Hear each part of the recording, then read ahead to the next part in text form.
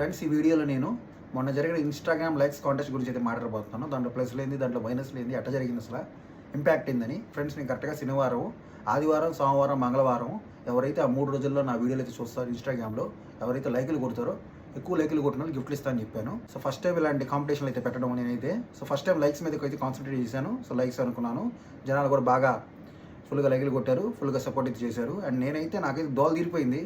So కొంతమంది ఒక వీడియోకి 50 లైకులు వచ్చినాయి, కొన్ని వీడియోకి 150 లైకులు వచ్చినాయి, కొన్ని వీడియోకి 200 వచ్చినాయి, కొన్ని వీడియోకి 100 వచ్చినాయి. ఇది 20 వీడియోలు అప్లోడ్ చేశారు ఆ 3 రోజుల్లో. ఆ 20 వీడియోలకి నేను కౌంటింగ్ చేసుకుంటా పోతే ఎవరెవరు పేరు రాసుకుని పలానా ఏ నెంబర్ ఈ వీడియోకి లైక్ కొట్టాడా, పలానా బి నెంబర్ ఈ వీడియోకి లైక్ కొట్టాడు అని వరుసగా రాసుకొని నోట్ చేసుకుంటే వెళ్ళిపోయి చెయ్యి అయితే నొప్పి వచ్చేసింది నాకు. అసలు ఈ లైకుల కాంటెస్ట్ ఈసారి రూల్స్ మార్చారు. అసలు ఈ టైంలో పెడితే నాకు దోల తీరిపోద్ది నాకు అర్థమైపోయింది. సో నాకు ఈ లైకులు ఒకసారి లెక్కేస్తుంటే నాకు సినిమా గుర్తొచ్చింది, జూనియర్ ఎన్టీఆర్ గారి ఆది మూవీ సినిమా గుర్తొచ్చింది. దాంట్లో కామెడీ సీన్ ఉంటుంది. ఆ సీన్ ఏంటంటే ఆలీ గారు వాళ్ళ ఫ్రెండ్స్ కాలేజ్ బయట నించొని ఉంటారు. ఇంట్లో ఎల్బీ శ్రీరామ్ గారు ప్రిన్సిపల్ గారు వస్తారు, అటు ఇటు తిరుగుతుంటారు, వీళ్ళు గుడ్ మార్నింగ్ చెప్తారా లేదా అని. ఇంకా ఆలీ గారు వాళ్ళ ఫ్రెండ్స్ ఏం చెప్పేది గుడ్ మార్నింగ్, ఆయనే పోతాడు కాసేపు అయితే అటు అంటాడు. సో ఇంకా ఆయన ప్రిన్సిపల్ గారు అయితే అక్కడే తిరుగుతూ ఉంటారు ఎల్బీ శ్రీరామ్ గారు చెప్పేదాకా. ఇంతలో ఎన్టీఆర్ గారు వస్తారు, జూనియర్ ఎన్టీఆర్ గారు. నేను వచ్చి ఆలీ గారిని అరిచి, ఏంద్రా ప్రిన్సిపల్ గారికి మీరు ఇప్పటిదాకా గుడ్ మార్నింగ్ చెప్పండి తిప్పుతున్నారు, గుడ్ మార్నింగ్ చెప్పండి, మీరు 300 సార్లు చెప్పాలి, అప్పుడే మీకు బుద్ధి వస్తుందని అంటాడు.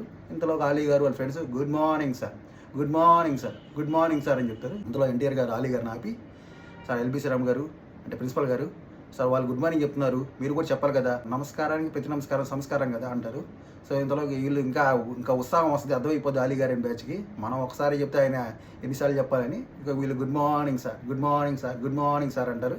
ఇంకా ఎల్బీ శ్రీరామ్ గారు కూడా ప్రిన్సిపల్ రోల్లో good morning, good morning, good morning అంటారు. ఇంక పక్క రోజుకి ఆయనకైతే చెయ్యి కట్టు ఉంటుంది.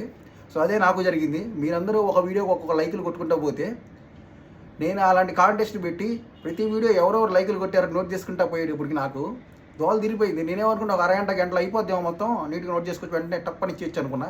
ఆ రోజు నేను కరెక్ట్గా చెప్పాను 2 to 4లో అయిపోద్ది, కంపల్సరీ అనౌన్స్ చేస్తాను. కాకపోతే అవన్నీ 1కి స్టార్ట్ చేసి 4 అయింది, నాకు అప్పటికే అవ్వాల. 1 to 4 రాస్తానే ఉన్నాను, పేరు రాసుకోవడం వాళ్ళకి 1, 2, 3 నెంబర్లు వేసుకుంటా పోతా ఉన్నాను, ఇంకా అవ్వాల.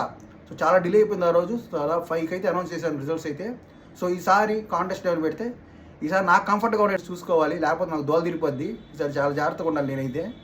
ఈసారి రిజల్ట్స్ ఎట్టా అనౌన్స్ చేయాలి, కాంపిటీషన్ ఏంది, A to Z చూసుకొని నెక్స్ట్ అనౌన్స్మెంట్ చేస్తాను. అండ్ అలాగే ఇంకో ముఖ్యమైన విషయం ఏంటంటే కొంచెం మందికి గిఫ్ట్స్ అయితే రాలేదు లాస్ట్ టైము. సో ఈసారి మనం ఏమైనా కాంపిటీషన్ పెడితే ప్రతి ఒక్కరు గిఫ్ట్ రావాలి. ప్రతి ఒక్కరు 100 మంది పార్టిసిపేట్ చేస్తే 100 మంది, 1000 మంది పార్టిసిపేట్ చేస్తే 1000 మందికి ఏదో గిఫ్ట్ వాళ్ళు చేసే పనిని బట్టి రావాలి. వాళ్ళంతా ఎఫెక్ట్స్ అయితే పెడతారో దాని ఎఫెక్ట్ని బట్టి గిఫ్ట్ అయితే రావాలి. వాళ్ళు 10 పాయింట్స్ ఎఫెక్ట్ పెడితే 10 పాయింట్స్ రావాలి, 100 పాయింట్స్ ఎఫెక్ట్స్ పెడితే 100 పాయింట్స్ రావాలి, 1000 పాయింట్స్ ఎఫెక్ట్ పెడితే 1000 పాయింట్స్ రావాలి గిఫ్ట్.